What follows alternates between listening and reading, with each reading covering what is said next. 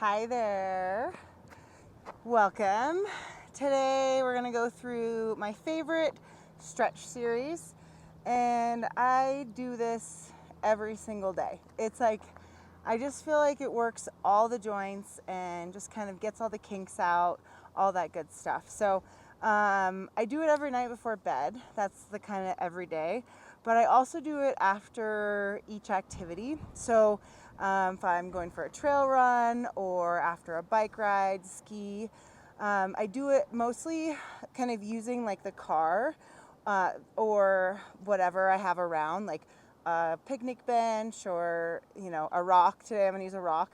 So I like to use those kind of things. I don't know, when I get down on the ground, like getting down on the ground is great, but I feel like I'm more likely to do it if I use a little bit of elevation for my hands. So you can do this all down on the ground, but today I'm going to show you what I do before with a little bit of that bringing the ground up, basically.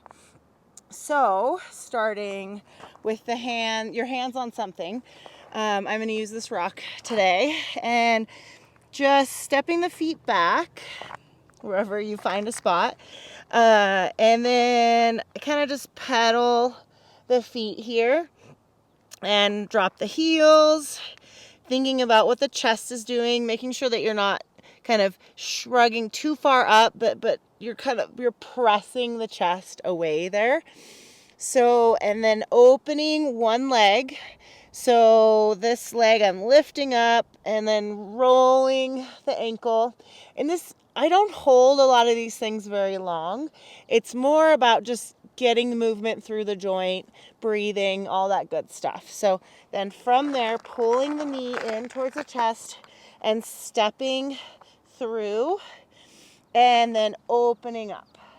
And sometimes I'll get a nice back crack, or it feels kind of like a nice stretch. You can also kind of bend the knee a little bit if you're on the ground. I feel like when I'm elevated, I don't necessarily need to bend the knee. And again, only reaching your leg as far through as it feels comfortable. We're not going for, how deep you can get in the stretch. It's more about just the movement.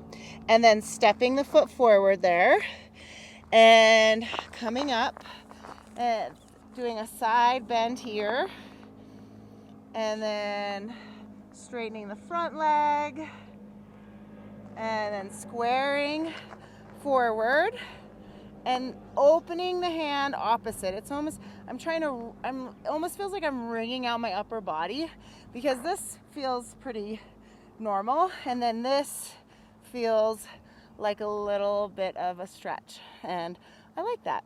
Then squaring, folding forward. Now I'm going to open the opposite hand. That my one leg is forward, so I'm going to open that same hand, the opposite hand of what's on whatever you're on, and then just wiggle, maybe give some circles. Sometimes I like to tap the back of my hand to my tail just to move the shoulders a little different. And then stretch up. Sometimes I lift this leg here, give a little circle of the ankle, stretch of the back of the leg, all that good stuff. And then stepping back, keeping that leg that just came back bent to 90, and then stirring the leg bone in the hip socket there.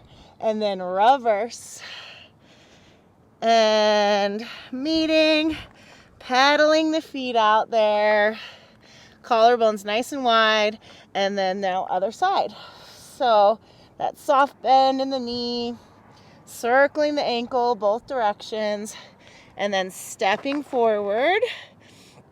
And depending on how you feel, this side might feel totally different.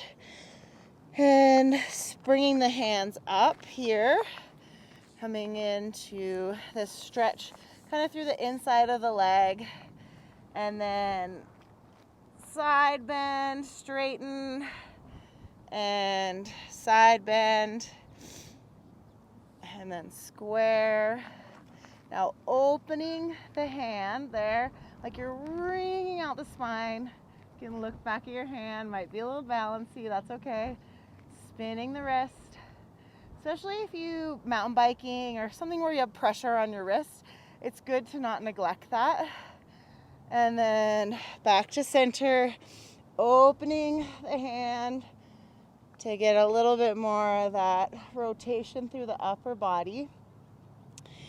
And then stepping that foot up, straightening the leg, spinning at the ankle there, reversing the spin, coming down.